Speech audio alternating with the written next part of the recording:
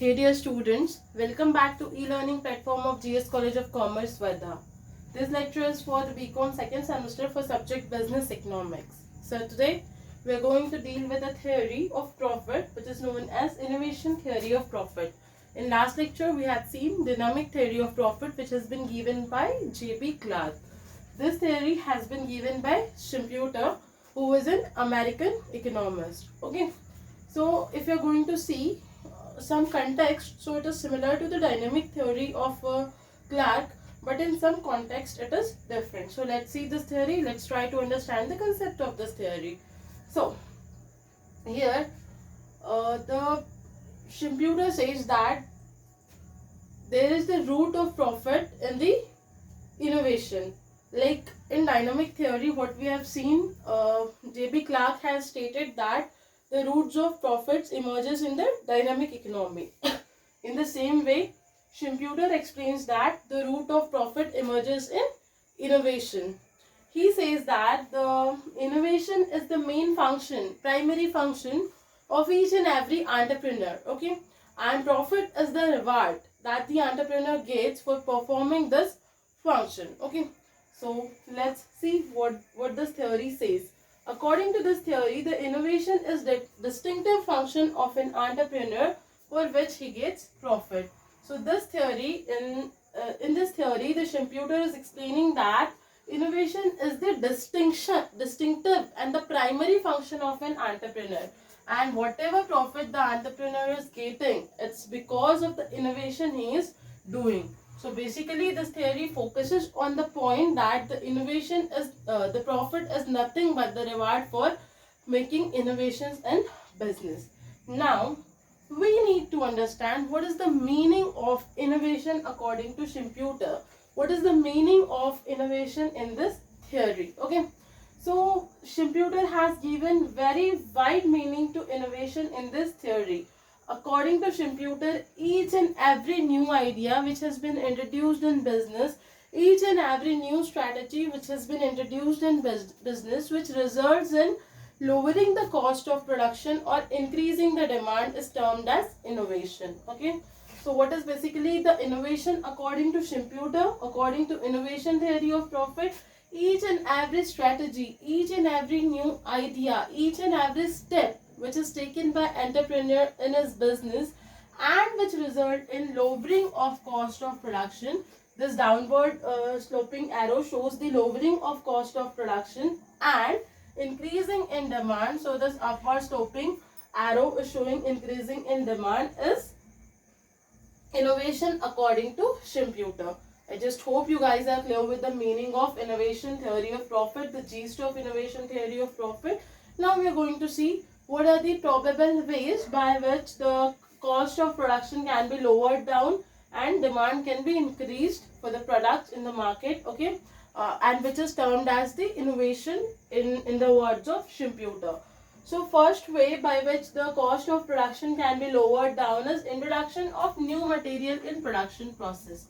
See, sometimes what happens, there are similar quality of raw materials which are used in the production process, but due to unawareness from the side of producer regarding the sources of raw material, he uses the costly raw material. Okay, because of which his cost of production remains increased or goes up, because of which he has to sell the products at the higher prices in the market. So demands are quite lower.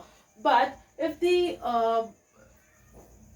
producer searches for the new avenues from where he can get the good quality of raw material at the lower cost, so what he can do, he can introduce that raw material in the production process, and when he is going to introduce the raw material in the production process which is of lower cost, so his cost of production can be lowered down, cost of production can be reduced, and when the cost of production can be reduced, product can be offered in the market at the lower price without reducing the profits. Okay, without reducing the profit, so it leads to higher demand in the market. So this way, introduction of new material in the production process is one of the way by which the cost of production can be lowered down. The second way of reducing the cost of production is introduction of new technology. See, when any new technology is introduced in the production process, so it generally increases the efficiency, and at the same time it reduces the time consumption. Like, instead of hiring the laborers, if you are using certain machine in certain production process, so it will give you the better quality of product, and it will also reduce your time. Okay, so this way, when you're going to introduce the new technology in the production process, so at initial level it will cost more, but in the long run, when the long run comes, when the time gets spent, so you will realize that the recurring cost that you were incurring earlier, now it is being reduced due to the introduction of new machinery, due to the introduction of new technology. Okay, so this way, in long run, due to the introduction of new technology, the cost of production can be reduced. So introduction of new technology is one of the way by which the cost of production can be reduced according to Shimputer. After that, new method of production. So like, I always give an example of the handmade papads and the papads which are being made by machines. Okay, so if you are employing the laborers to make papads, so of course they will spend more time in it. At the same time, you will have to again and again expend the expenses which are going to be recurring in nature, right? So it will lead to increase in cost of production, and at the same time it will not give you that level of effectiveness, it will not give you that level of efficiency that you're going to get with the machines. Okay, so if you're going to introduce new methods of production, means instead of using the laborers, instead of hiring the laborers for making papers, if you're going to use the machinery, okay, so you're going to get the better production, and at the same time the recurring expenditures that you were incurring on labor, that will also get reduced, and you are going to have the better quality of the output as well. Okay, so this way cost of production can also be reduced when new method of production has been introduced in the business. After that, organizational audit. See, when you're going to see the organizational structure of any organization, so sometimes it might happen that there are certain flaws, there are certain deficiency in the organizational structure. It might be in way of working, it might be in way of strategy formulation, it might be in way of strategy implementation. So there might be some flaws or deficiency in the organizational structure. So with the help of organizational audit, those can be pointed out, and when it is determined, when it is pointed out, so solutions can be drawn out to remove those defects, to eliminate those defects, so that flaws and deficiency can be removed from the organizational structure, can be removed from the working of organization, because of which the effectiveness can be increased.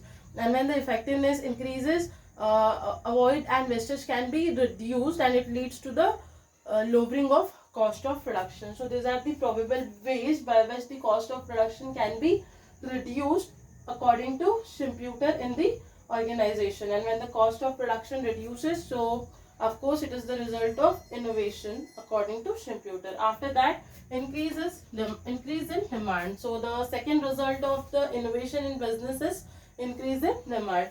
So whatever techniques you are using which leads to increase in demand is termed as innovation according to the Shimputer, according to innovation theory of profit. So first way over here is launching a new product in the market.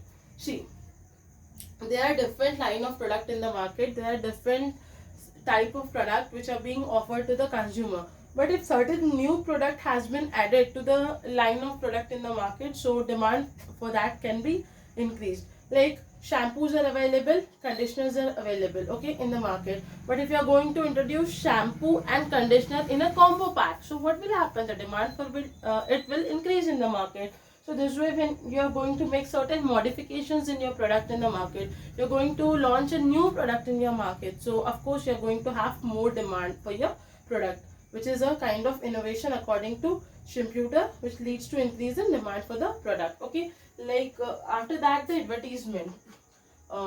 Making the advertisement for your product in the market can also lead to increase in the sales of your product. Okay, can also lead to generation of more and more demand for your product. That is why nowadays we see the producers advertising their products on different social media platforms like YouTube, okay, Facebook, Instagram, etc. Nowadays we are seeing the producers advertising their product on the television, by the way of billboards, internet, etc. Okay, why they're doing this? Because making more and more advertisement of their product creates the demand for their product. When they make advertisements, so people gets used to with their product, people get to know about their product, they want to try their products. Okay, so it creates the more and more demand for their product. So advertisement is one of the way by which the demand for the product can be increased in market. Like you are using Clinic Plus and you're not getting the result, and you see an advertisement on the television or internet, YouTube, etc., whereby you get to know that there is some shampoo, say Dove, which will smoothen your hair, which will lead to the growth of your hair. So of course you will have a curiosity to use that. So due to the advertisement, you're shifting your preferences, you're changing your preferences. Okay, so advertisement is one of the way by which you can make your customer, your target customer, aware about your product, and you can increase the demand for your product in the market. So again, advertisement is termed as the innovation by which demand can be increased in the market by Shimputer. After that, old product in a new way. Okay, old product in a new way means by via way of changing the advertisement strategy for your product, you can offer your product in market via way of changing the branding of your product. You can offer the same product in the market in new style. You can change the packaging and labeling of your product, and by changing those things, you can offer the same product in the market with new packaging, new labeling, and new brand ambassador, and new way of advertisement, so that it can fetch more and more customers, it can generate more and more demand for your product in the market. So or launching old product in a new way is also one of the way to generate demand for your product in the market. After that, market diversification. See, if we talk about the present era, if we talk about the today's situation, so we are living in the world of globalization. No product is restricted to a particular market, no customer is restricted to a particular market. Today, even if I'm in Varda and I want something which is not available in Varda but available in Delhi, so with the help of e-commerce platform like Flipkart, Amazon, I can order it, I can get it. Okay, so producers and consumer in today's era are not limited, are not restricted up to a particular market. They can diversify, they can search for the new markets. Okay, so this way, market diversification, searching for the new market, introducing your product in the new market can also increase the demand for your product. Okay, so these are the certain ways by which the demand for the product can be increased in the market, and these ways are termed as innovation in the innovation theory of profit, which is given by the Shimputer. So basically, Shimputer says that anything which leads to lowering the cost of production and increase in demand for your product is termed as innovation, and these are certain ways by which innovation can be brought in the business. Okay, and according to him, profit is nothing but the reward for the innovation which is done by entrepreneur. Okay, he says that innovation is the prime function of entrepreneur and the profit is the reward for that innovation only. If there's going to be no innovation, there's going to be no profit according to Shimputer. So I hope you guys are clear with this theory. You guys have understood this theory. Now we are going to see the criticisms of this theory. Okay, so first criticism of this theory is ignores uncertainty. See, if you are making certain innovation in your production process, if you are making certain innovation in your marketing strategy, so it is not necessary that it's going to be successful. It's not necessary that it will give you reward. It is not necessary that it's going to fetch more and more customer for your product. So there is an element of uncertainty. You might be successful, you might have failure in your hand, but still this uncertainty is being ignored in this theory. In this theory, it is being innovation. Profit is the result of innovation.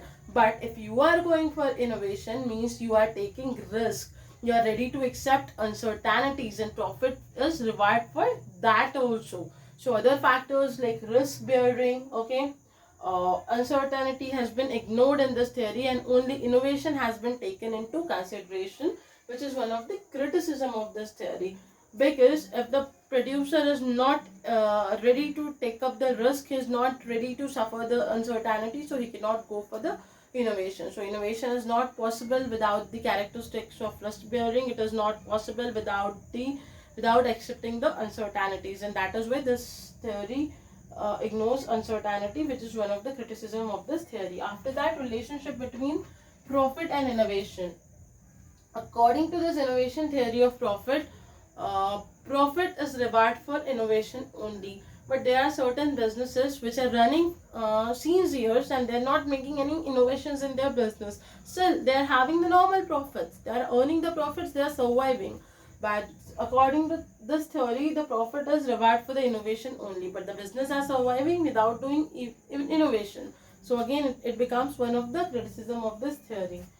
After that, not applicable in long run. See, when long run comes, so innovation becomes a used to thing. It becomes it gets perished from the market. Like earlier, when the smartphones were introduced in the market, so it used to be the innovation for the people, but it has got imitated by many companies. Different companies has put their products in the market, has launched their products in the market with their own name. Okay, so now this is not an innovation for anyone. It has become the products which are available in many brands with the name of different companies. So it is no more an innovation. So when the computer says the profit is the reward for the innovation only, so the question comes, how then profit will be determined in long run? Because in long run, when the competitors also start imitating your products, when the competitors also comes up with the new product, so your product no more remains an innovation. So how you're going to determine profits in the long run? So this theory is not applicable in long run, because innovation does not remain in the long run. It gets perished in the long run. Okay. After that, temporary profits are not real profit. The profit that you are getting after introducing certain new product in market, after going for innovation in the market, are not the real profit, but they are the temporary profit. Because when competitors enter into the market with different kinds of product, okay, with different features, with the new product, so your innovation gets perished. Your innovation no more remains an innovation. You have to search for certain other new thing. You have to go for searching certain other new things. So innovation gets perished in the long run. It remains only in short run. So the profit that you are getting after innovating something is temporary in nature. They are not real in nature. So this is one of the criticism of this theory. This way we are done with the innovation theory of profit over here, and with the same theory we are done with our third unit over here. In next lecture we are going to see our fourth unit, of first topic of our fourth unit. Till then, please keep going through the lecture. In case of any doubts or query, you can contact me. Thank you so much.